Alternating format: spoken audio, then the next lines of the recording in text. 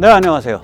오늘 참 기쁜 소식이 있죠. 네, KF-21이 오늘 미티어 미사일 분리 실험하고 그 다음에 기총 발사 실험 두 개를 성공을 했습니다. 굉장히 빠른 것 같아요. 굉장히 빠른 것 같아요. 며칠 전에 제가 이제 말씀 여쭈긴 했지만은 내년도에 예산을 양산 착수 예산을 반영하기 위해서 잠정 적합 판정 서두르고 타당성 조사 서두르고 이런 거 보면서 뭔가 좀 빨라지는 것 같다 그랬는데 자신이 있었던 것 같습니다. 그래서 아주 마음이 좋죠. 제가 이 카이 강구영 사장을 자꾸 비판을 하니까 더 열심히 잘 개발되는 것 같습니다. 계속 비판하겠습니다. 예. 미국과 일본의 감시 정찰 정보를 실시간으로 연동할 수 있다. 이것이 가지는 엄청난 의미를 오늘 조명하고자 합니다. 한마디로 일석이조의 효과를 가집니다. 첫째, 북한의 핵 미사일을 뒤에서 조종하고 있는 중국을 동작 그만 크게 억제합니다. 둘째, 미일 연동이 되기에 다급하게 쫓기지 않고 급하면 미일 감시정찰 정보의 비중을 늘리거나 혹은 미국제 요격 미사일의 비중을 높이면서 우리가 차분하게 KAMD 한국형 미사일 탄도미사일 방어체계를 위한 레이더와 미사일을 개발해 갈 수 있습니다. 오늘 이 같은 이야기를 모시도록 하겠습니다. 무기는 군사전략에서 나오고 군사전략은 지정학적 통찰에서 나옵니다. 지정학적 통찰과 군사전략이 잘못되면 무기체계가 개발이 제대로 안 되죠. 개판이 되죠. 이 지정학적 통찰, 군사전략, 무기체계의 삼위일체 이 굉장히 중요합니다. 일본이 이거를 갖추지 못했었다고 생각을 합니다. 여러 가지 이유가 있는데 그건 이제 제가 가끔씩 말씀드리니까 오늘은 생략하겠습니다. 아무튼 간에 아무리 미국의 족쇄가 채워져 있다 하더라도 일본이 이런 군사 지정학적 통찰, 즉 다시 말하자면 결국에 가서는 중국과 대결할 수밖에 없다. 이 통찰을 제대로 하고 그런 경우에 일본이 동중국해와 대만에서 자기 몫을 해야 된다. 이러한 군사 전략을 가졌더라면 제대로 된 무기 체계를 이미 갖추었을 겁니다. 국력이 지금도 크고 옛날에는 아주 또 국력이 좋았고 그런 면에서 좀 안타깝죠. 예. 예를 들어서 일본이 그러한 군사 지정학적 통찰에서 나오는 지정학적 통찰을 제대로 가지고 있었다면은 마땅히 지금쯤 겹겹 탄도미사일 방어 체계를 갖추고 있었을 겁니다. 갖춰야 마땅을 합니다. 근데 달랑 이지스 구축함 4척하고 그리고 이제 육상 몇 군데에 뜨문뜨문 배치된 적어도 탄도미사일 유격체계 패트리어트 그거밖에는 없습니다. 일반적인 나라라 그러면은 그걸로 충분할 텐데요. 이 중국과 바로 붙어 있고 또 대만과 동중국해를 가지고 중국과 대결을 하는 상황이 됐기 때문에 정말 그걸로는 택도 없죠. 일본의 국력과 인구 밀도를 생각을 하면 이게 좀 상상하기 어려운 일입니다, 사실은.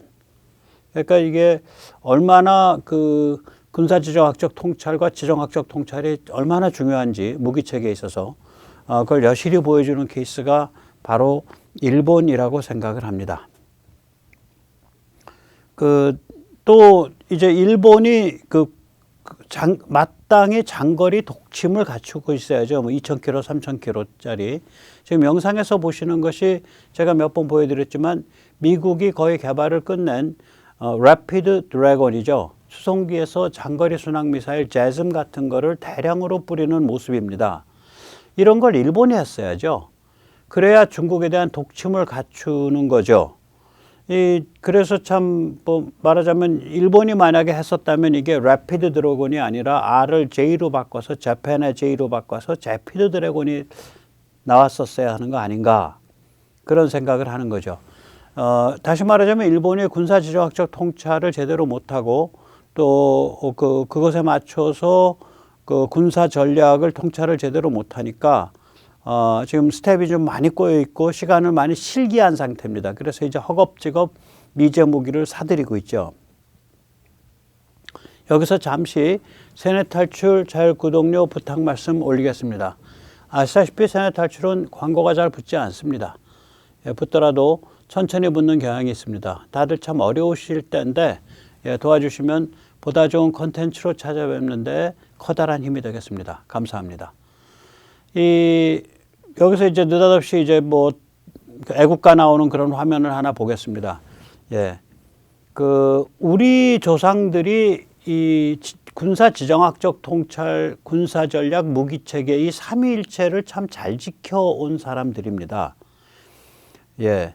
지금 보면 좀 황당하지만 예를 들어서 지도도 못 만들게 하고 또 도로를 못 넓히게 한데도 그 당시로 돌아가면 뜻이 있습니다. 한마디로 대륙의 기마군사력이 함부로 못 들어오게 만들려는 것입니다. 그러니까 산맥과 수계와 그러니까 강이요. 산맥과 강과 섬에 기대어서 활을 사용한 저격 그리고 게릴라전을 중심으로 했죠. 그래서 우리 활이 장거리 저격 연습을 하죠. 145m 연습을 하니까 활터에서 연습할 때 장거리 저격이죠. 요즘 뭐 이제 돌격소총으로 쏴도 145m면 짧은 거리가 아닌데 옛날에 활로 연습할 때 145m란 말이에요. 이건 저격이거든요. 그러니까 산 기슭에서 저기 그 논두렁 같이 좁은 길을 따라서 줄줄이 오는 적군의 그 수장이나 장교를 노리고 저격을 한 다음에 이제 그 산 능선을 타기 시작해서 도망가 버리는 거죠. 이제 말하자면 아시다시피 뭐 등산 좋아하시는 분들은 너무 아시겠지만 잘 아시겠지만 우리 산이 그 능선이 아주 교묘하게 얽혀 있어서 익숙하지 않은 사람은 그거를 길을 제대로 찾아서 추적을 하지 못합니다. 자, 그래서 이제 홍타이지 같은 그 청해 그런 자들은 우리한테 이제 그 사신한테 이런 말로 협박을 했었죠. 너희가 산과 강과 섬을 믿고 나한테 객이냐. 그래서 겨울에 강이 얼어붙었을 때 전격적으로 쳐들어와서 굴복을 시키고 강이 녹기 전에 바로 퇴각해 버리죠. 그러면 여기서 발목 꼈다가는 전국적인 그런 그 게릴라 저항 전쟁이 일어나게 되면 완전히 발 묶인다고 생각을 하니까 예. 그런 전격 작전을 했죠. 겨울에 강이 얼었을 때. 그걸 거꾸로 말하면은 우리가 이 산과 강과 그리고 섬에 기대는 그러한 그 군사 지정학적 통찰을 정확히 했고 거기에 맞춘 군사 전략과 무기 체계를 가지고 이 민족의 그 삶의 공간을 지키고 민족의 정체성을 유지해 온 것 그건 확실합니다. 자, 그런데 이제 동아시아의 군사 지정학이 급변하고 있죠. 예, 지평이 급변하고 있습니다. 1990년경부터 본격화됐던 미국과 유럽의 중국 사랑이 끝났죠. 그래서 자유민주주의와 중국 특색 사회주의 중 어느 하나만 살아남는 그러한 사실상 세계 대전급의 체제 경쟁이 시작됐죠. 이 전쟁을 전략적 체제 경쟁이라고 부릅니다. 이 전략적이란 뜻은 strategic, 이 뜻은 생사를 결정짓는 둘 중 하나만 살아남는 그런 뜻이고요. 체제는 자유민주주의냐 중국 특색 사회주의냐, 컴피티션 경쟁은 판가름. 그러니까 이거를 너희가 살든 우리가 살든 두 체제 중에 하나밖에 못 살아 이렇게 표현을 안 해요. 당연히 그러죠. 그런 식으로 표현하게 되면 백모나 그런 표현을 하지. 그 점잖은 군사 지정학 하는 사람들 또 공직에 있는 사람들은 이거를 말을 이렇게 고상하게 포장해서 하죠. 그래서 strategic, systemic competition이라 그럽니다. 이제 백모는 그냥 삽이라고 부르는데 저런 영역에 있는 사람들은 절대로 삽을 삽이라 부르면 안 됩니다. 그런 사람들은 삽을 수동식, 토양, 운반기 그렇게 불러야 됩니다. 이제 그런 표현입니다. 저 strategic, systemic competition 이런 말들이 지금 많이 나오는데 뜻이 그거예요. 자유민주주의든 중국 특색 사회주의든 둘 중 하나만 살아남는 그러한 경쟁에 돌입했다. 그런 뜻이 됩니다. 살벌한 말들이에요. 사실은 굉장히 살벌한 말입니다. 이 한미 동맹이 여기에 따라서 이제 대중 억지 이제 제압 동맹으로 진화하고 있는 겁니다. 이게 중국에 대한 억지 제압 동맹으로 진화하고 있고 또 한일 연동이 강화되고 있는 거죠. 이제 그 일본이 뒤늦게 중국에 대해 군사적 대립각을 이제야 세우고 있는 거죠. 그나마 뭐 다행이죠. 안 세우는 것보다.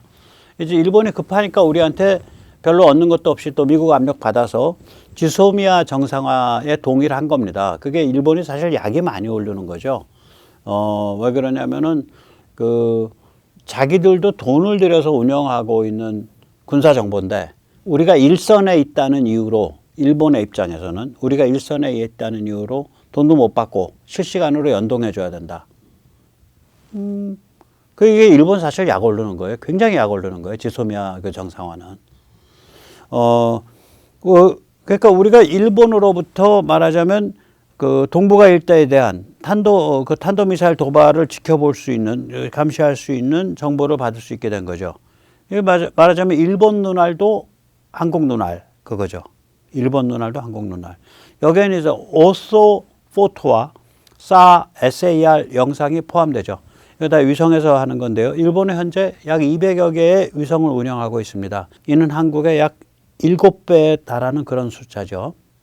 이게 이제 오소포토인데 제가 잠깐 전에 설명드렸었는데 위성에서 찍은 사진을 2차원 평면으로 이렇게 판판하게 펼쳐놓고 그 위치에다가 전부 좌표를 두는 거죠. 이게 이제 우리가 구글 맵 같은 데서 나오는 거죠. 이게 오소포토고요. 그 다음에 이제 사람이 보기엔 이게 뭔가 하고 좀 귀신 나오는 집 같이 보이는데 이미지 가만히 보시면 저 빌딩에 윤곽이 보여요. 그리고 높낮이가 나타나요. 저거는. 오소포토에서 높낮이 안 나타납니다. 그러니까 이거는 뭐냐면은 이제 이걸 사 이미지라 그러죠. 예, 그래서 synthetic 그 aperture radar. 그 쉽게 이제 원리를 말씀드리면 레이더를 쏴갖고 나오는 그 레이더 반사파를 가지고 저 이미지를 만드는데 저거를 원래는 그러니까 단번에 만들라 그러면 그 안테나가 무지무지하게 커져야 돼요. 막 수십 킬로가 돼야 돼요, 안테나가. 그런데 저거를 이렇게 조각조각 움직이면서 조각조각 나온 거를 저 이미지로 합성한다. 그래서 신테릭이에요. 그리고 아래를 향해서 이렇게 쏜다. 그래서 아마 개구일 거예요. 신테릭 어퍼처가 그런 뜻일 겁니다. 합성 개구가. 네. 쪼가리들, 그러니까 저걸 완빵에 저렇게 찍으려 그러면은 뭐 이게 뭐 엄청나게 커야 돼요. 그 안테나가. 근데 해상도를 높이려면. 그런데 그거를, 작은 레이더를 가지고 찍어서 쪼가리들을 맞춰가지고 저 이미지로 구성한다. 이미지를 합성한다는 뜻이에요. 신테릭이. 네. 쪼가리 이미지들을 합성해서 전체 이미지를 만든다. 예, 그래서 이제 우리가 저런 것들을 일본 위성에서 보고 있는 것들을 우리가 지소미아 정상화에 의해서 돈 안 지불하고 저 정보는 일본이 훨씬 낫거든요. 우리 정보는 뭐 어디서 났냐면은 진짜 탄도미사일 쐈을 때 발사를 감지하는 건 우리가 가까우니까 먼저 감지한다 그러더라고요.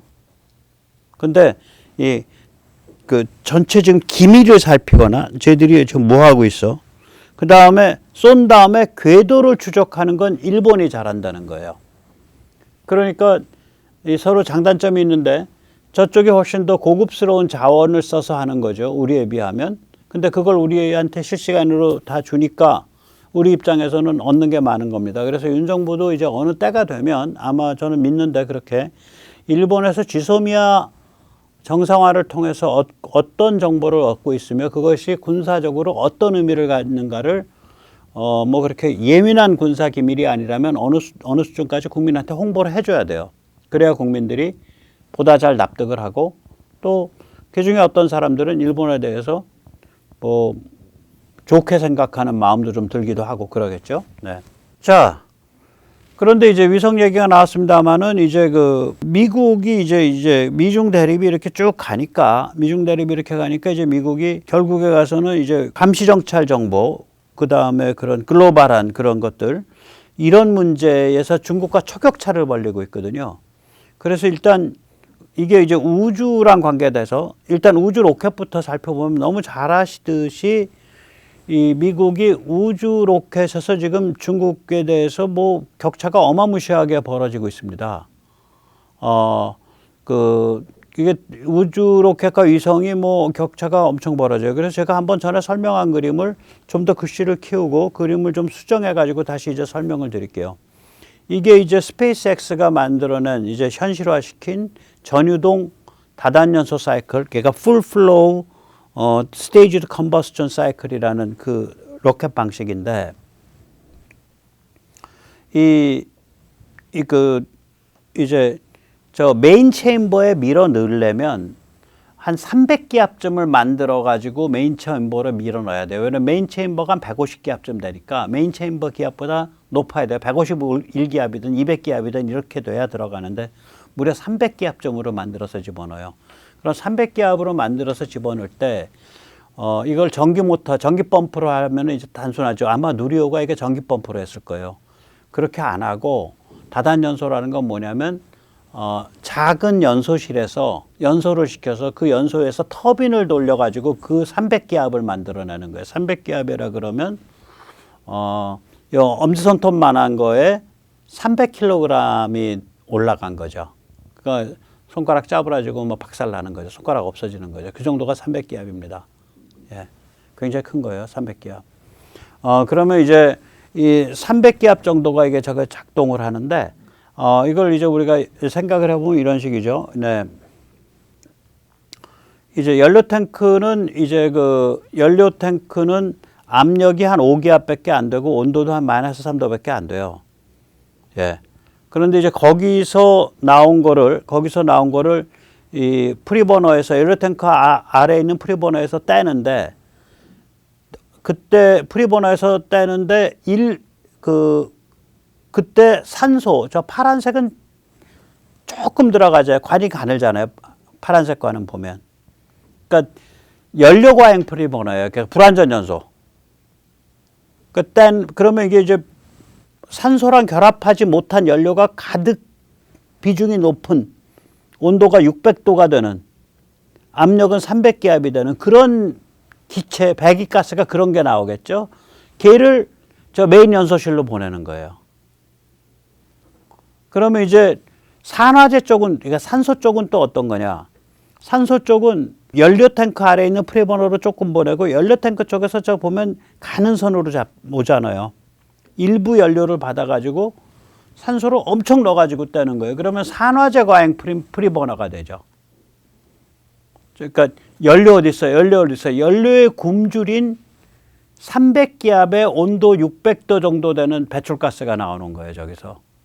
그러니까 한쪽에 연료과행 프리버너에서는 산소에 굶주린 고압 가스가 나오는 거고 산화제 과행 프리버너에서는 연료에 굶주린 고압 가스가 나와요. 그럼 그 두 개의 고압 가스를 메인 체인버에 딱 집어넣으면 미친 듯이 섞이죠. 반응을 하죠. 그래서 무려 그 에너지 효율이 99.8%, 99.85% 이렇게 나옵니다. 그래서 그 메인 연소실 체인버는 압력이 150기압쯤 되고요. 온도는 3000도가 좀 넘죠. 저러면서 막 이제 튀어나가면서 가는 건데 저게 상당히 어려운 기술이라 그러더라고요. 그러니까 스페이스X가 저 전유동 다단연소 사이클을 굉장히 심플한 구조로 대량 생산을 할 수 있게 만들어서 뭐 이틀에 한 개꼴로 로켓을 만들든가 뭐 그래요. 그러니까 1년에 한 100개, 300개, 200개 만들어요. 저 집이. 그렇게 하고, 그 다음에 이제 쓴 로켓을 또 회수해서 쓸 수 있고. 왜냐하면 저게 완전 연소라서 그름이 전혀 없어요, 안에. 보시면 완전 연소잖아요. 메인 체인버 쪽은. 그름이 전혀 없잖아요. 어차피 프리버너 쪽은 거기는 특히 그 연료과행 프리버너는 그냥 그름이 잔뜩 남아있을 수가 있는데 거기는 원래 그름이 있는 데고 있어야 되는 데고 그래서 이제 그 불완전 연소시키는 데니까 원래가 그런 식으로 해서 한다 그러더라고요. 그래서 그런 데다가 이제 엊그저께 아마 그 관심 있으신 분 또 보셨을 텐데